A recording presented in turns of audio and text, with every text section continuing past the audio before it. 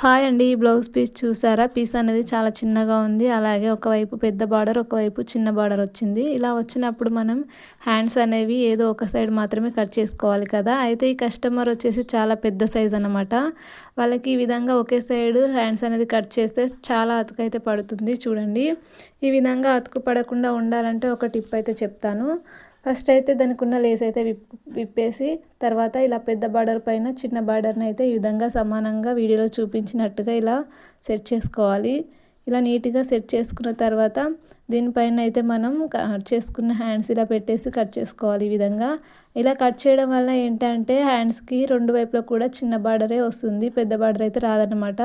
హ్యాండ్స్కి అతుకులు పడకూడదు, చిన్న బార్డర్ అయినా పర్లేదు అనుకుంటే మాత్రమే ఈ విధంగా కట్ చేసుకోవాలి. లేదు మాకు పెద్ద బార్డరే కావాలి అనుకుంటే జాయింట్స్ పడ్డా పర్లేదు అని ఒకే సైడ్ అయితే కట్ చేసుకోవాలి. అయితే ఈ విధంగా హ్యాండ్స్ కట్ చేసుకునే ముందు మిగిలిన క్లాత్ అయితే బాడీకి సరిపోతుందా లేదా అని ఒకసారి ఈ విధంగా చెక్ చేసుకున్న తర్వాత అయితే కట్ చేసుకోవాలి. బాడీకి సరిపోతేనే ఈ విధంగా కట్ చేసుకోండి. ఒకవేళ బాడీకి సరిపోకపోతే ఒకవైపే కట్ చేసుకొని హ్యాండ్స్కి అయితే జాయింట్స్ వేసుకోండి.